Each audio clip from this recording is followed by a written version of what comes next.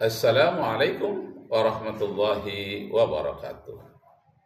Awalnya penyerobotan tanah itu yang sangat besar, yang paling zalim itu adalah tanah Palestina. Pada mulanya Israel hanya individu-individunya dari masyarakat Israel menyewa kepada masyarakat Palestina. Terjadi hubungan yang baik antara penyewa dan penyewa. Mesra-mesra saja mereka. Karena waktu itu orang-orang Yahudi baru terusir dari Jerman. Maka disambutlah dengan senang hati oleh saudaranya di Palestina. Rumah-rumahnya disewa, tamannya, perkebunannya disewa.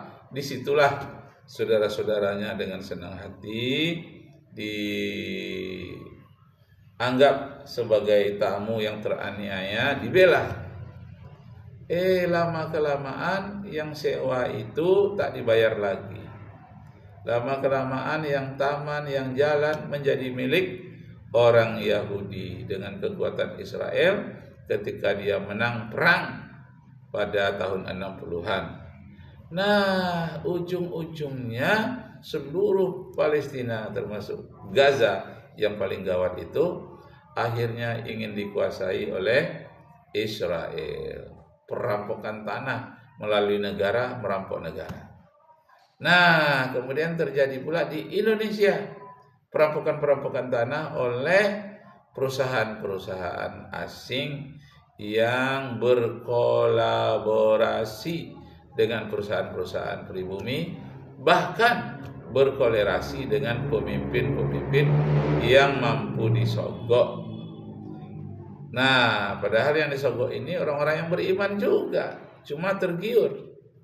Nah, kalaulah orang-orang yang disogok ini mengingat kembali keimanannya, dia mengingat satu hadis, la'anallahu rasi wal murtasi walladzi yamsi bainahuma. Sangatlah dikutuk oleh Allah orang yang menyogok dan penerima sogok.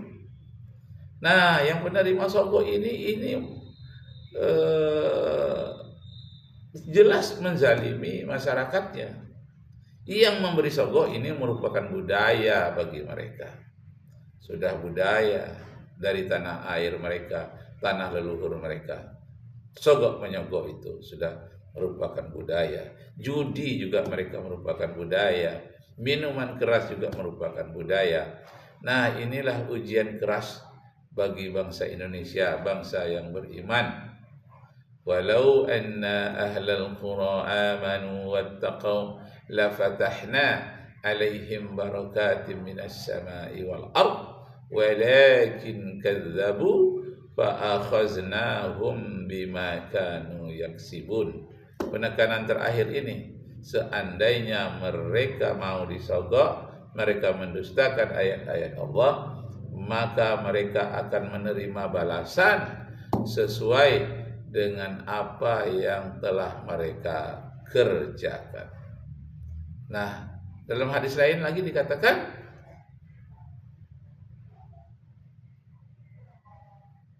orang yang menyogok dan orang yang disogok finnar ar-rasi wal murtasi finnar.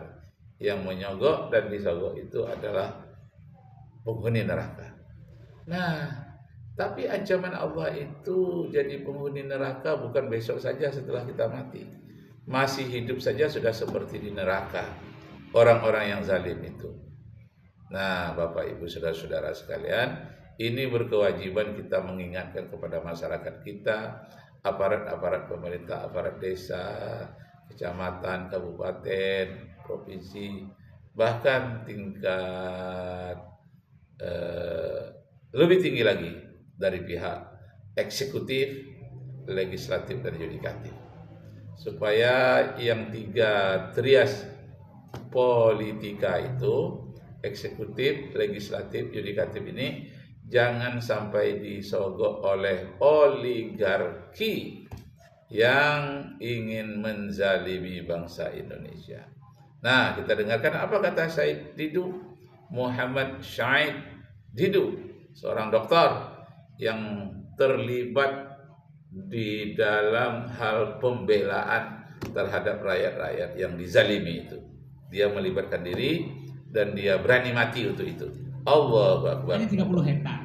Contoh hanya menjual 10 hektar. Maka 20 hektar dipersoalkan untuk dipaksa dijual juga dengan harga yang lebih rendah. Itu terjadi. Tapi di sana banyak toko besar yang punya tanah luas, tapi tidak pernah ribut. Kemungkinan lewat negosiasi khusus. Kemungkinan lewat negosiasi. Oke. Nah sekarang saya ingin mengatakan bahwa itulah yang terjadi di sana. Jadi saya ingin menyatakan Pak Ansari, perjuangan PSN PIK 2 ini adalah perjuangan untuk menghentikan hegemoni penguasaan negara oleh kelompok tertentu, bukan sekedar bukan sekedar bahwa memang kita harus membela rakyat. Yang kedua adalah kita menghentikan agar tidak terjadi negara dalam negara. Yang ketiga, kita tidak mau ada enklave yang dikuasai oleh, mohon maaf, siapa tahu sara etnis tertentu. Etnis tertentu.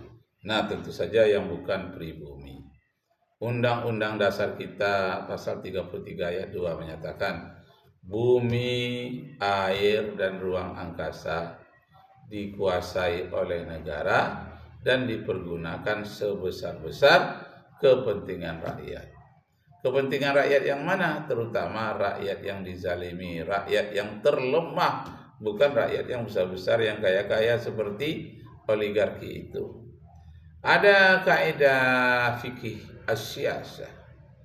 Fikih as-siyasah. As-siyasah ini artinya strategi atau pengatur negara yang berkaitan dengan politik. Apa kaidah itu mengatakan? Tasarruful imam li ra'yatihi manutun bil maslahah. Tasarruful imam li ra'yatihi manutun bil maslahah. Artinya kebijaksanaan seorang pemimpin haruslah berorientasi kepada masyarakatnya yang terlemah. Karena yang terlemah ini sifatnya darurat. Yang terlemah ini sifatnya teraniaya. Itulah diprioritaskan. Nah, diprioritaskan yang aulabi. Jadi yang diprioritaskan ini masyarakat yang terjepit, yang terlemah. Nauzubillahi min zalik. Semoga kita terhindar dari kezaliman-kezaliman seperti itu.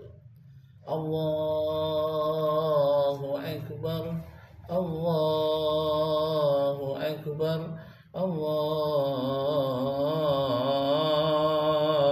Akbar. La ilaha illallah, wallahu akbar, Allahu akbar, walillahil hamd. Jadi kalau kita diamkan di saat saudara-saudara kita sedang dizalimi, itu kita jadi namanya seperti setan yang diam. Masya Allah. Orang-orang yang intelektual, ulama, para ustadz harus turun tangan, harus membasmi kezaliman itu. Kalau tidak bisa dengan tangan, fabilisanihi, dengan nasihat. Tidak bisa juga dengan tulisan, dengan tangan.